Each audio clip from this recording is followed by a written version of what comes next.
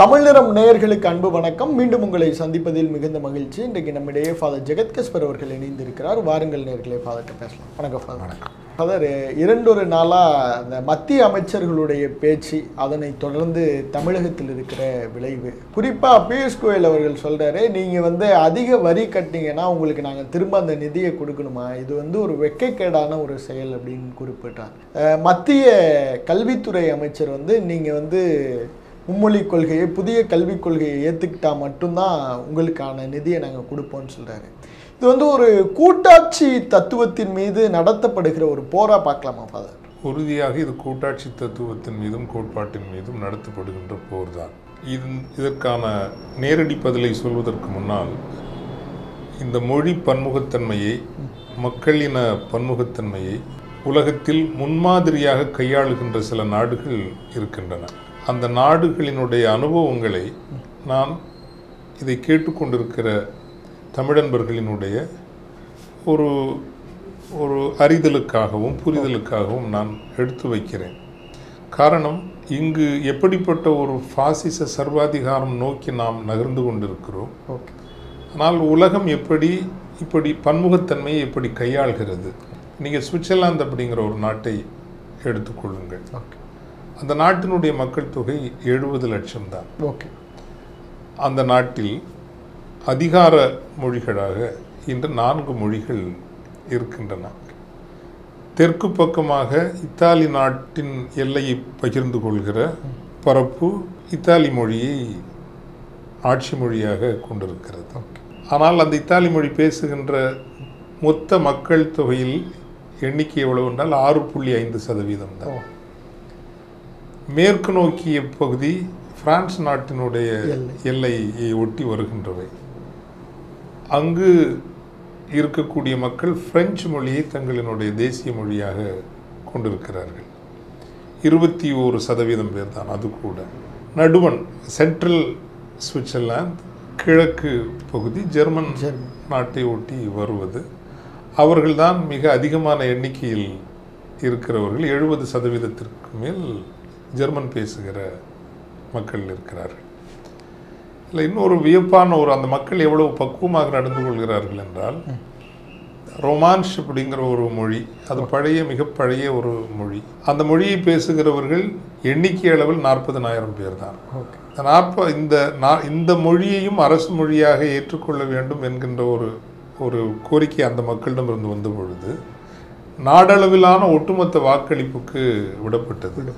1996ஆம் ஆண்டு அந்த வாக்கெடுப்பில் 90%க்கு மேலானோர் இந்த மொழியையும், வெறும் 40,000 பேர் பேசுகின்ற அந்த மொழியையும் நாட்டு தேசிய மொழியாக ஏற்றுக்கொண்டதோடு, அதைவிட முக்கியம் என்னவென்றால், ஏனைய மொழிகளுக்கு, அதாவது 70%க்கு மேல் பேசுகின்ற ஜெர்மன் மொழிக்கும் 21% பேர் பேசுகின்ற பிரெஞ்சு மொழிக்கும் நிதி ஒதுக்கீடு அதிகமாகத்தான் இயல்பாக இருக்கும் இல்லையா? ஆனால் இந்த மொழிகளை பேசுகின்றவர்கள், ஜெர்மன் மொழியையும் பிரெஞ்சு மொழிகளையும் பேசுகின்ற சுவிட்சர்லாந்து குடிமக்கள், நீங்கள் மிகவும் சிறிய அளவில் பேசப்படுகின்ற ரொமான்ஸ் மொழிக்கும் வெறும் 6.5% பேர் மட்டும்தான் பேசுகின்ற இத்தாலி மொழிக்கும் அதிகமாக நிதி ஒதுக்கீடு செய்ய வேண்டும் என்று தேசிய வாக்கெடுப்பில் அவர்கள் வாக்களிக்கிறார்கள். எப்படி ஒரு முன்னுதாரணமான நாடாக இருக்கிறது என்பதற்காக எடுத்து சொன்னேன். ஆக சுவிட்சர்லாந்து நாட்டிற்கு 4 ஆட்சி மொழிகள், 4 ஆட்சி மொழிகளும் ஃபுல் பொட்டென்ஷியல் கொண்டவென்றால் முழுமையான ஆட்சி மொழி தகுதியோடு இருப்பவை. அப்போது இதை நீங்கள் நிறைவேற்றுகின்ற போது எப்படி நிறைவேற்றுகிறார்கள் என்று ஒவ்வொரு துறைகளிலும் இருக்கும் அல்லவா. அந்த நிறைவேற்றுவதில் இந்த பிரின்சிபிள் ஆஃப் சப்சிடியாரிட்டி, அதுதான் ஃபெடரல் ஒரு கூட்டாட்சியினுடைய அடிப்படையே. பிரின்சிபிள் ஆஃப் சப்சிடியாரிட்டி என்றால் ஆங்கிலத்தில் காம்பிட்டன்ஸ். ஒரு கொள்கையை நிறைவேற்றுகின்ற காம்பிட்டன்ஸ் விச் இன்வால்வ்ஸ் பவர் என்பது யாரிடம் இருக்கிறது என்றால், அந்த காம்பிட்டன்ஸ் என்பது முழுமையாக மாநில அரசுகளிடம்தான் இருக்கிறது. அப்போ அந்த மாநில அரசுகளையும் அவர்கள் எப்படி அழகாக, இதெல்லாம் நம்ம இங்கே என்னென்னா, நம்ம ஃபெடரலிசம் அன்னைக்கு பேசினாலே இங்கே இருக்கக்கூடிய பிஜேபிக்காரங்க நம்மளை தேச துரோகிகள், உடனே ஜெயிலில் தூக்கி போடணும்னு சொல்கிற அளவுக்கு நிற்கிறதுனால சொல்கிறேன். அந்த நாட்டிலும் நமது நாட்டில் இருப்பதை போல 26 மாநிலங்கள் இருக்கின்றன, கேண்டோன்ஸ் என்று சொல்லுவார்கள். இந்த மொழி கொள்கையை நிறைவேற்றுகின்ற காம்பிட்டன்சி என்பது மாநில அரசு, அதாவது கேண்டோன்களிடம் தான் இருக்கிறதே தவிர ஒன்றிய அரசிடம் இல்லை.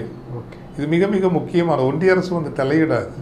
இந்த 26 மாநிலங்களில் எந்தெந்த மாநிலங்கள் ஜெர்மனி மொழியின் மாநிலங்கள், சில மாநிலங்களில் 2 மொழியும் பேசப்படும். ஆனால் அதை முழுமையாக முடிவு செய்கின்ற அந்த உரிமை, பிரின்சிபல் ஆஃப் சப்சிடியாரிட்டி அண்ட் காம்பிட்டன்ஸ் மாநில அரசுகளுக்கு தான் கொடுக்கப்படுகிறதே தவிர ஒன்றிய அரசுக்கு அல்ல. கல்வியை கூட உயர்கல்வி என்று வருகின்ற பொழுது சில கொள்கை திசை காட்டல்களையும் வழிகாட்டல்களையும் தான் ஒன்றிய அரசு செய்யுமே தவிர கல்வியை வரையறுக்கின்ற அந்த உரிமை மாநில அரசுகளுக்கு தரப்படுகின்றது.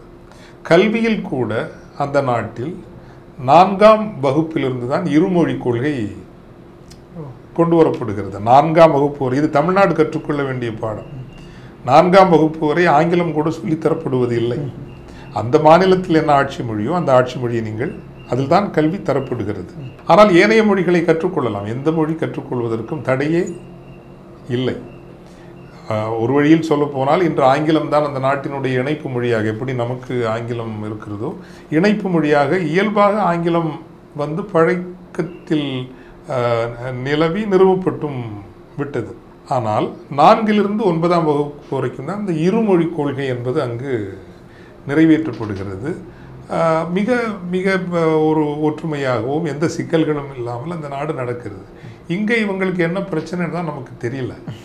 உண்மையிலே இது வந்து ஒரு அராஜகம், ஆணவம், அது ஃபாசிசம் இப்படித்தான் தன்னை வெளிப்படுத்திக்கும். ஒரு அமைச்சர் அப்படி பேசுனா எவ்வளோ திமிரு, எவ்வளோ ஆணவம் வேணும் இல்லைங்களா?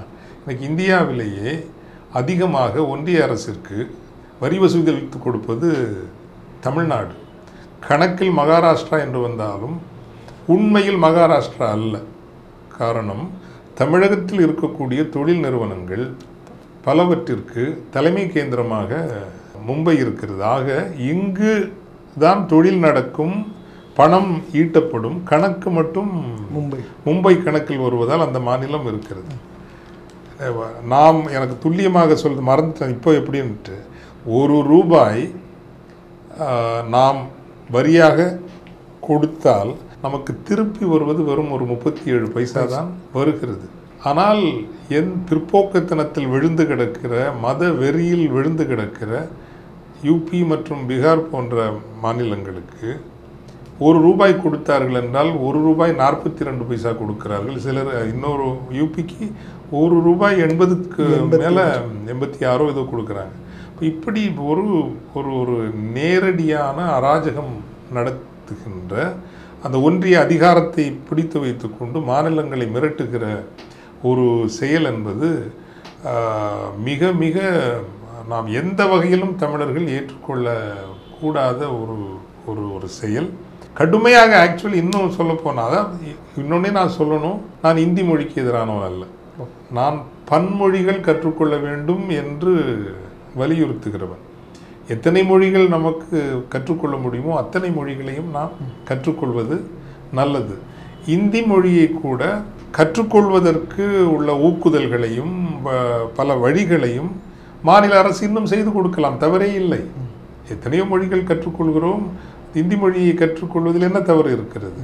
ஆனால் அதை நீங்கள் ஆட்சி மொழியாகவும் கட்டாய மொழியாகவும் அரசு மொழியாகவும் கொண்டு வரக்கூடாது என்பதுதான் நமது நிலைப்பாடு என்று. இந்தி மொழிக்கு எதிரான நிலைப்பாடு என்று நமக்கு இல்லை.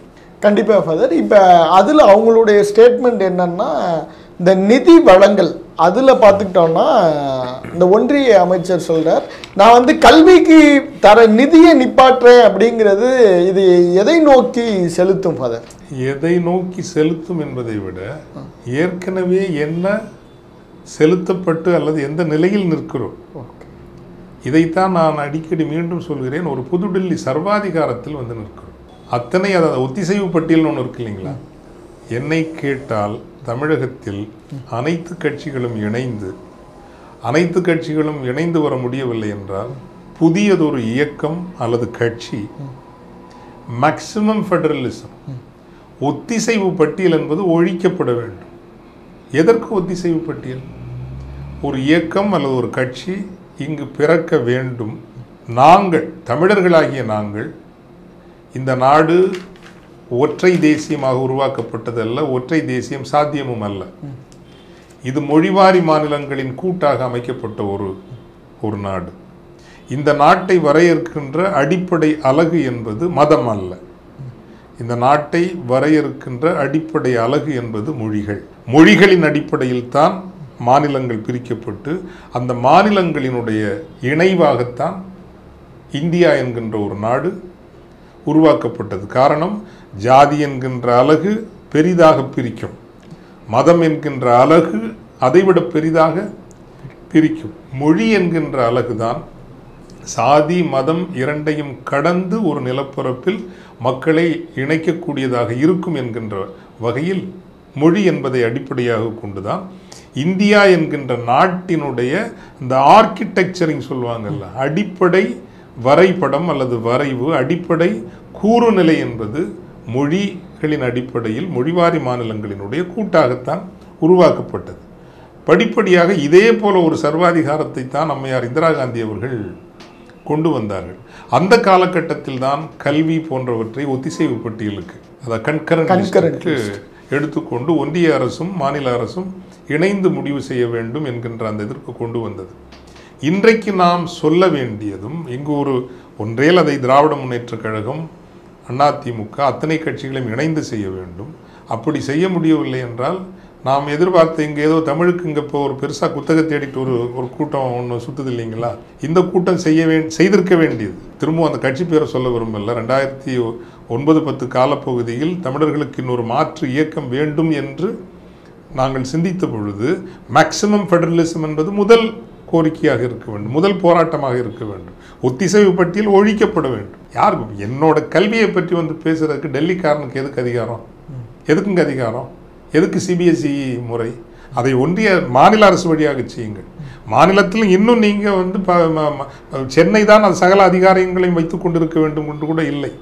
குமரி மாவட்டத்தினுடைய கல்வி முறையில் பல உள்ளீடுகளை கொண்டு வருவதற்கு குமரி மாவட்டத்தினுடைய ஒரு மாவட்ட பஞ்சாயத்து என்று ஒன்று இருக்கும். பஞ்சாயத்து ராஜ் காங்கிரஸ் கொண்டு வந்ததில் உண்மையில் ஒரு நல்ல விஷயம் இந்த பஞ்சாயத்து ராஜ் இன்னைக்கு ஒரு இன்எஃபெக்டிவாக இருக்குது. ஸோ அதிகாரம் ஒத்திசைவு பட்டியல் ஒழிக்கப்பட வேண்டும். நாங்கள் இந்தியாவோடு இணைந்தது எந்த அடிப்படைகளில் இணைந்தோமோ அந்த அடிப்படைகள் மீட்கப்பட வேண்டும். மீண்டும் சொல்கிறேன், 1947 விடுங்க, நமது இந்த கூடிய ரிப்பப்ளிக்காக உருவானோம் அல்லவா, ஜனவரி 26, 1950. 1950-26 குடியரசாக ஆனபோது என்னென்ன அதிகாரங்கள் மாநிலங்களுக்கு இருந்தனவோ அதே அதிகாரங்கள் மாநிலங்களுக்கு திருப்பப்பட வேண்டும் என்கின்ற ஒரு பெரும் அரசியல் இயக்கம் இங்கு எழுந்தால்தான் தமிழர்களாகிய நாம் உண்மையிலேயே தமிழர்களாக நாம் தாக்குப்பிடித்து நிற்க முடியும். அவ்வகையில் அந்த கூட்டாட்சியினுடைய முதன்மை ஒழுங்கு என்பது கூட financial federalism is the foundation of political federalism. நிதி திரட்டும் உரிமைகள் இல்லாமல் ஒரு உண்மையான கூட்டாட்சி அரசியலையோ கூட்டாட்சி அமைப்பையோ நாம் பேண முடியாது. இப்போ இன்னைக்கு என்ன ஆயிடுச்சுன்னா, நமது மாநிலத்தை நடத்துவதற்கு நாம் டாஸ்மாகை நடத்தக்கூடிய ஒரு சாப நிலைக்கு நாம் தள்ளப்பட்டிருக்கின்றோம். இது பல்வழிகளில் நிதி திரட்டுகின்ற அந்த உரிமை நமக்கு இருக்குமேயானால், இப்போ உதாரணமாக வந்து தமிழகத்தினுடைய கனிம வளங்கள் தமிழகத்திற்குத்தான் என்று சொல்வது தேச துரோகம் அல்ல. அப்படி உங்களுக்கு அந்த கனிமம் வேண்டுமென்றால் எங்களுக்கு கப்பம் கட்டி நீங்கள் வாங்கிக் கொள்ளுங்கள். உத்தரப்பிரதேசத்திற்கு எங்கள் கனிமங்கள் வேண்டுமா, எங்களுக்கு கப்பம் கட்டி நீங்கள் வாங்கிக் கொள்ளுங்கள். உத்தரப்பிரதேசத்திலிருந்து ஒரு கனிமம் எங்களுக்கு தேவைப்படுகிறதா, நாங்கள் கப்பம் கட்டி நாங்கள் வாங்கிக் கொள்கிறோம். அதற்கு நாங்கள் தயாராகத்தான் இருக்கிறோம். ஆனால் தமிழகத்தினுடைய கனிம வளங்கள் தமிழகத்திற்குத்தான் உரிமை என்றெல்லாம் பேசுகிற natural resources autonomy, financial autonomy, educational autonomy, இவையெல்லாம் இந்த அடிப்படையில் தான் தமிழகம் இந்தியாவோடு இணைந்தது, இந்திய குடியரசில் இணைந்தது. எனவே இன்றைக்கு அவர்கள் வந்து நின்று கொண்டு பேசுவது என்பது புதுடெல்லி சர்வாதிகாரம். புதுடெல்லி சர்வாதிகாரத்தை எதிர்ப்பது ஒவ்வொரு தமிழனுடையவும் தமிழ் கடமை, அறக்கடமை. அண்ணாமலை, பாஜக தலைவர் அண்ணாமலை சொல்றார், இருமொழி கொள்கை காலாவதி ஆகிவிட்டது. அதை அப்படியே பேசிட்டே வரப்போ ஒரு சொல்லக்கூடாத வார்த்தைகள்லாம் சொல்லி அதை அண்ணாமலை சொல்றார். இருமொழி கொள்கைக்கான தேவை முடிஞ்சுட்டா ஃபாதர்? அண்ணாமலை சொல்றது அதாவது நீங்கள் இப்படி நான் மீண்டும் சொல்கிறேன், நீங்கள் மொழிகளை இன்னொரு மொழியை படிக்கிறது தப்பே இல்லை. நானே உண்மையில் இன்னைக்கு இந்த ரைஸ் இந்த மாதிரி அமைப்பு வரலைன்னா எனக்கு நிறைய மொழிகள் படிக்கணும். ஏன்னா நான் பல மொழிகளை ஓரளவுக்கு கொஞ்சம் படித்து பார்த்தேன். அது நல்லா தான் இருக்குது. நான் இந்த பிலிப்பீன்ஸ் நாட்டுக்கு போனார், அந்த மக்களினுடைய மொழி பேசுகிற போது அவங்க அவ்வளோ மகிழ்ச்சி ஆகிறாங்க. உலகத்தில் எந்த ஊரில் பார்த்தாலும் அந்த மொழி இப்போ பிலிப்பினோ ஒரு பார்க்குறேன்னா ஹவாய்ங்கிற குமிஸ்தானா அப்படின்னு சொல்கிறப்ப வந்து அவங்களுக்கு ஒரு மகிழ்ச்சி. மொழியை படிப்பது எனக்கு இன்றைக்கும் ஆசை. எனக்கு கொஞ்சம் ஓரளவுக்கு மலையாளமும் நாம் பேசுவேன்னு வச்சுங்களேன். அந்த அப்போ கேரள மாநிலத்தவர்களை சந்திக்கின்ற பொழுது அதில் பேசுனா ஒரு நெருக்கம் ஏற்படுவார், ஒரு அணுக்கம் ஏற்படுவார். எனக்கு தெலுங்கு கற்றுக்கொள்ள வேண்டும் என்ற ஆசை, கன்னட மொழி கற்றுக்கொள்ள வேண்டும் என்ற ஆசை, நேரம்தான் இல்லை. ஹிந்தி மொழியை கற்றுக்கணும்னு ஆசை தான். ஆனால் அந்த மொழியை வந்து நீ கொண்டு வந்து திணிக்கிறதுனால அதுக்கு மேலே ஒரு வெறுப்பு வந்துருச்சுன்னு வச்சுங்க. ஸோ நீங்கள் மொழிக்கு நாம் எதிரானவர்களே அல்ல.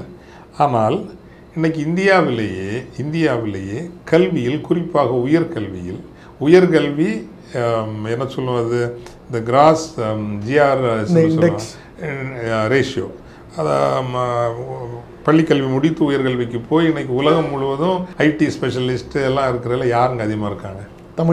தமிழ்நாடு. அப்புறம் என்ன புண்ணாக்கு கதை பேசுகிறீங்க நீங்கள்?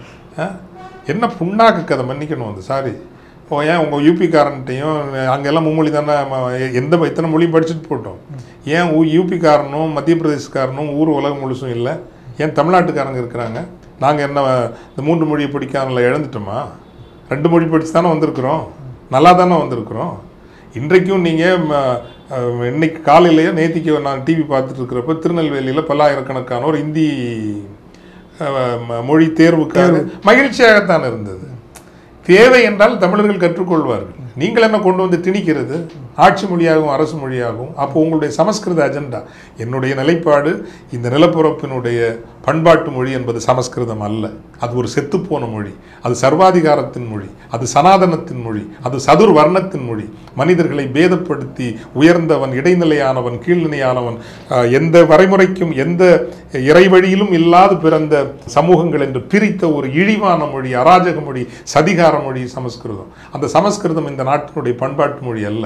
அல்லது சமஸ்கிருதத்தின் வழிவந்து பிறந்த இந்தி மொழியும் எங்களுக்கு தேசிய மொழியாகவோ எங்கள் ஆன்மாவை பிரதிபலிக்கின்ற மொழியாக இருக்க முடியாது, ஏற்றுக்கொள்ளவும் மாட்டோம். இந்த நிலப்பரப்பில் எங்களுக்கு தமிழ் மொழிதான் முதல் மொழி. தமிழ் மொழிதான் எங்களினுடைய உயிர் மொழி. அதுவாக இருக்கும்.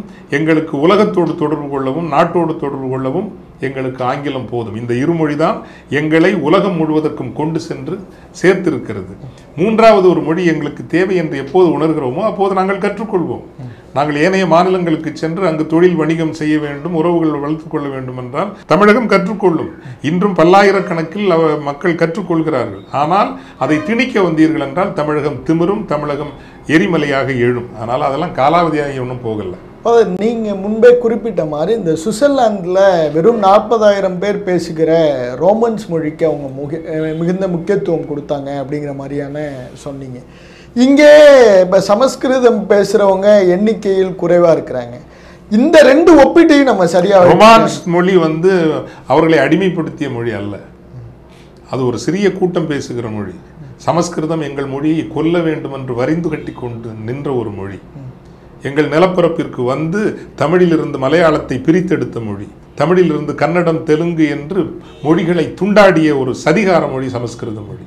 எனவே சமஸ்கிருதத்தையும் நீங்கள் ரொமான்ஸ் மொழியோடு ஒப்பிடாதீர்கள், அது தவறு. இப்போ இந்த சிக்கல் குறிப்பாக வந்து இந்த மும்மொழி பிஎம்ஸ்டி அதற்கான அறிவிப்பு தமிழக அரசு முன்னாடியே ஓகே சொல்லியிருக்காங்க, இப்போ பைகாட் பண்ணுறாங்க அப்படிங்கிற மாதிரியான நிறைய செய்திகள் நமக்கு கிடைக்குது. தமிழக அரசினுடைய செயல்பாட்டை எப்படி ஃபாதர் பார்க்குறீங்க? வெளிப்படையாக ஒரு நிலைப்பாடு எடுத்திருக்கிறதுல தமிழகத்திற்கு இருமொழி கொள்கை தான். அதில் அந்த விஷயத்தில் வந்து அண்ணா திராவிட முன்னேற்றக் கழகம், திராவிட முன்னேற்றக் கழகம் 2 கட்சிகளும் ஒரே நிலைப்பாட்டை எடுத்திருக்கின்றன.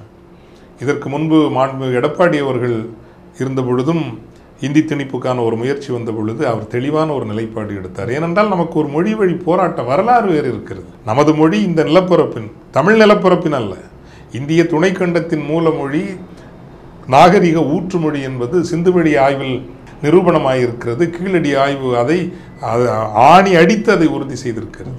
ஸோ அதில் நமக்கு நாம் இன்று கேட்க வேண்டியது, எதற்கு நீங்கள் எல்லா பெயர்களையும் இந்தியிலும் சமஸ்கிருதத்திலும் வைக்கிறீர்கள்? ஒரு பேராவது ஒன்றிய திட்டங்களுக்கு தமிழில் வைக்கிறாங்களா?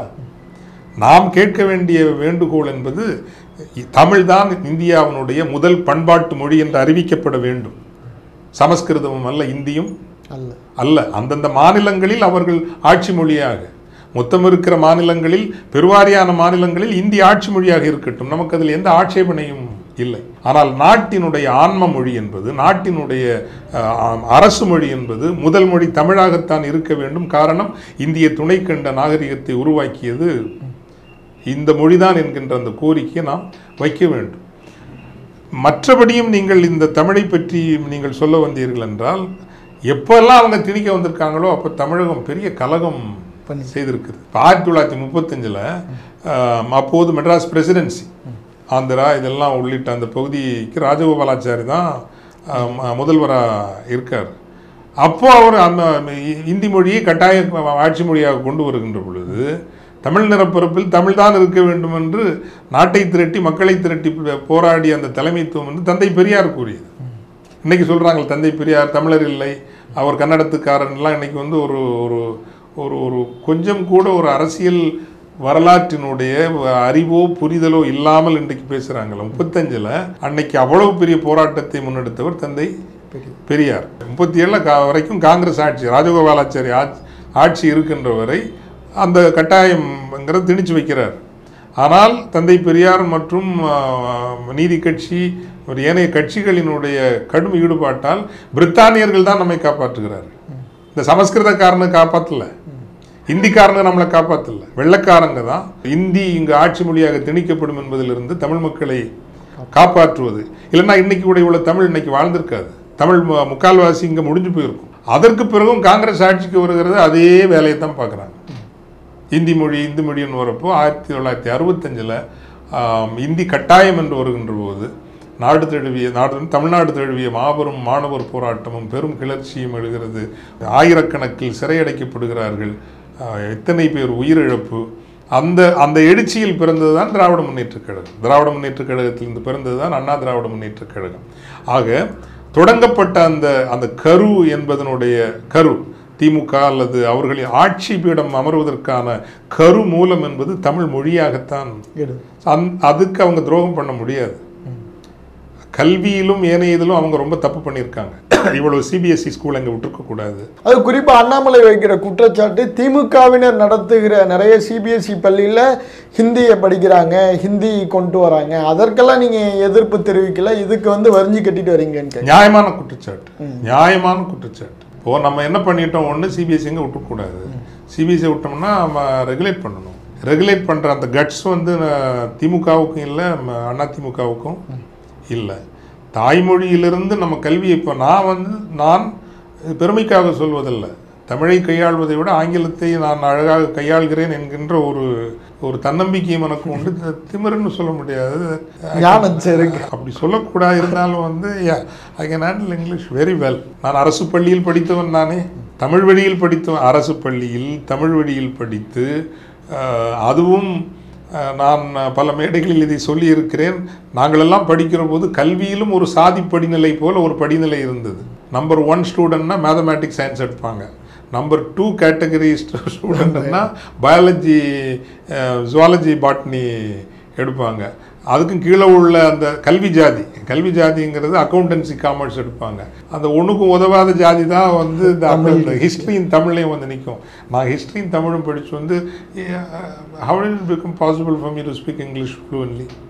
எப்படி எனக்கு வந்தது? ஒரு சாதாரண குமரி மாவட்டத்திலேயே ஒரு காட்டுப்பயலுக ஒரு தாலுகான்னா விளவங்கோடு தாலுகா, அதில் உள்ள ஒரு கடைக்கூடி கிராமம், அதுலேயும் கண்ணுக்கு தெரியாத ஒரு இடத்துல ஒரு சின்ன பள்ளி. அந்த பள்ளியில் தமிழ் வழியில் படித்து +2 ஹிஸ்ட்ரியும் தமிழும் படித்து இன்றைக்கி உலகத்தில் எங்கே போய் நின்று ஆங்கிலம் பேச எப்படி வந்தது? காரணம், இந்த ஃபாதர் படிக்கிற அந்த வழியில் ஒரு ஆண்டு காலம் மொழியை சிறப்பாக கற்றுத்தருகிறார்கள். அதை பலர் பயன்படுத்துவார்கள், சிலர் பயன்படுத்த மாட்டார்கள், அல்லது சிலர் பயன்படுத்துவார்கள், பலர் பயன்படுத்த மாட்டார்கள். நான் பயன்படுத்தி கொண்டேன் அந்த ஓராண்டு காலத்தை. நாம் புதிய வழிமுறைகளை கண்டுபிடிக்க வேண்டும், உத்திகளை கண்டுபிடிக்க வேண்டும். 8ஆம் வகுப்பு வரை தமிழ் வழியில் எல்லா பாடங்களையும் தமிழ் வழியில் கற்றுக் கொடுத்து விட்டு 9ஆம் வகுப்பு ஓராண்டு முழுவதுமே நீங்கள் மொழியை கற்றுக் கொடுங்களேன், தமிழும் ஆங்கிலமும் மட்டும் கற்றுக் கொடுங்கள், ஏன் இந்தியை கூட கற்றுக் கொடுங்கள், எனக்கு ஒன்றும் ஆட்சேபனையே இல்லை. மாநில அரசு சிந்திக்க வேண்டியது புதுமையான ஒரு மொழிக் கொள்கை. தாய்மொழியிலிருந்து ஒரு பிள்ளை தானும் இங்கு விலகக்கூடாது என்கின்ற அந்த ஒரு உறுதிப்பாடு இருக்குமே. ஆனால் யூ நீட் கிரியேட்டிவ் திங்கிங். அது கடந்த ஒரு 20 ஆண்டுகளாகவே ரொம்ப பெருசாக இங்கே இல்லை. வேகமாக மாறி வரும் காலத்திற்கு ஏற்றபடி, அல்லது இப்போது நான் இன்னொன்று நம்ம ரைஸில் சொன்னமே எது எங்களுக்கு இந்திங்கிறது தூக்கி தூரப்போம். நாங்கள் தேவையான படிச்சுப்போம், ஆனால் எங்களுக்கு நீ ஒரு டிஜிட்டல் லாங்குவேஜ் வேணும். நாங்கள் உலக அளவில் நல்லா ஜொலிக்கிறோம், தமிழர்கள்னால் வான்கள்லாம் கூப்பிடுறாங்க. அப்போ இன்னும் ஷார்பன் பண்ணுவோம். குளோபல் மார்க்கெட்டுக்கு தேவையான ஹியூமன் கேபிட்டலை நம்ம ரூரல் தமிழ்நாட்டிலேருந்து உருவாக்குவோம். 3வது மொழியாக ஒரு டிஜிட்டல் லாங்குவேஜை கொடுப்போம். அது C++ஆக இருக்கலாம், அல்லது பைத்தானாக இருக்கலாம், இன்னும் என்னென்னு தெரியாது. நான் ஹிஸ்ட்ரி ஸ்டூடெண்ட், இதெல்லாம் பேசுகிறதே கொஞ்சம் ஓவரான செயல். இருந்தாலும் நான் பேசுகிறேன். நம்ம தமிழ்நாடு அரசு தெளிவாக அறிவிக்க வேண்டும், நாங்கள் புதியதொரு மும்மொழி கொள்கையை அறிவிக்கிறோம். அந்த மும்மொழி கொள்கை என்னவென்றால் தமிழ், ஆங்கிலம், C++ அல்லது பைத்தான் அல்லது வேறு ஒரு டிஜிட்டல் லாங்குவேஜ் அறிவிக்கட்டும். என்ன பண்ணுறாங்கன்னு பார்ப்போம். ஏனென்றால் ஹிந்தி எங்களுக்கு தருகின்ற நன்மையை விட எங்களுக்கு ஒரு டிஜிட்டல் லாங்குவேஜ் பெரிய நன்மைகளை தரும். ஆனால் அதை நாங்கள் 3வது மொழியை படிக்கிறோம். 8ஆம் வகுப்பிலிருந்தோ 9ஆம் வகுப்பிலிருந்தோ, ஏன் அதற்கு முன்பிருந்தோ கூட நாங்கள் படிக்க தயாராகத்தான் இருக்கிறோம். இந்தி மொழியையும் கற்றுக் கொடுப்பதற்கு இன்னும் பல ஊக்குதல்களை மாநில அரசு தரலாம், செய்யலாம். அதில் அது எந்த மாற்று கருத்தும் இல்லை.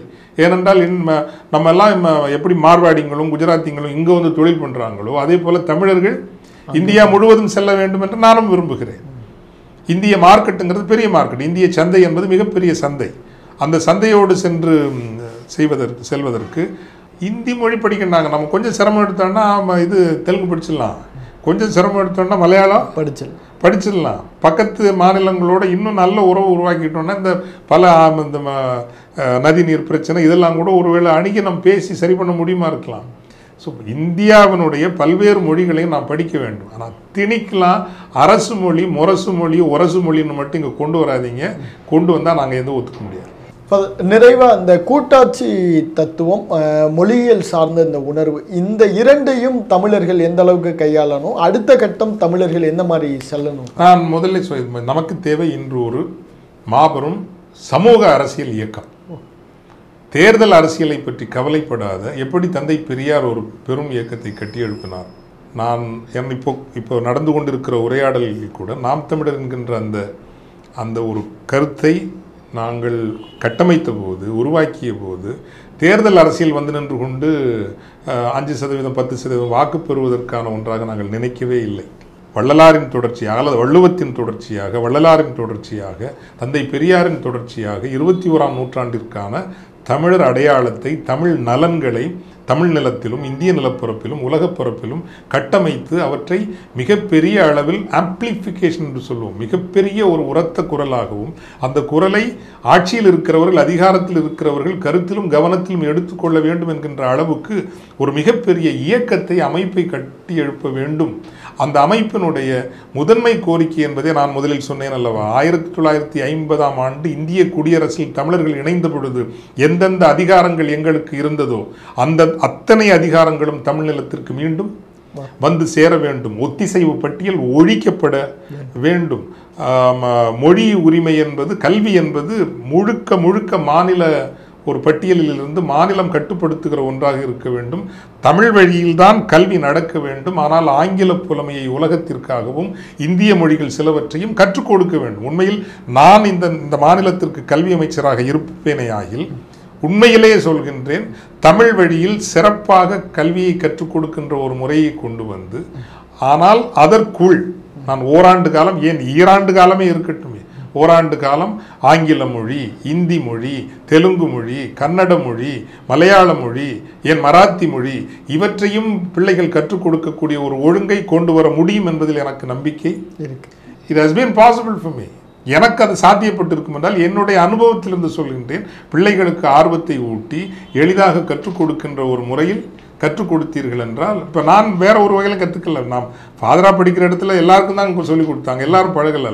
அந்த ஆர்வத்தை தூண்டுவது, அந்த காலத்தில் மினு மஸ்தானின்னு ஒரு அம்மா தூர்தர்ஷனில் இந்த நியூஸ் படிக்கும். அந்த நியூஸை வந்து பர்மா பஜாரில் விற்கிற அப்போ ஒரு தீப்பெட்டி ரேடியோ இந்த டேப் ரெக்கார்டர் ஒன்று உண்டு, இத்தினூண்டு இருக்கும். அதில் ரெக்கார்ட் பண்ணி அந்த அம்மா எப்படி வாசிக்கிறதோ அதே மாதிரி நானும் வாசித்து பழகியிருக்கிறேன். அதே மாதிரி இங்கே பிபிசியில் டிம் செபாஸ்டியன், ஜார்ஜ் அழகையா அப்படின்னு எல்லாம் அவங்க எல்லாம் நியூஸ் படிக்கிறது அதெல்லாம் இந்த இதே தீப்பெட்டி இதில் பண்ணி ஸோ பிள்ளைகளுக்கு நீங்கள் ஆர்வம் உருவாக்குகிற வகையில் எளிதாக புதிய புதிய வழிகளில் நீங்கள் அந்த மொழிகளை கொடுக்கின்ற போது எளிதாக கற்றுக்கொள்வார்கள். அப்படி ஒரு கல்வி முறையைத்தான் நாம் இங்கு கொண்டு வர வேண்டுமே தவிர எல்லாவற்றிற்கும் இந்த ஒற்றை ஒற்றை ஒற்றை என்ற அடிப்படையில் வடக்கத்தி மேலாதிக்கத்தையும் சமஸ்கிருத மேலாதிக்கத்தையும் திணிக்க முயல்கிற இந்த மொழிக் கொள்கையை தமிழர்கள் ஒன்றுபட்டு நின்று எதிர்த்து முறியடிக்க வேண்டும் என்பது என்னுடைய பணிவான வேண்டுகோள். நன்றி சார்.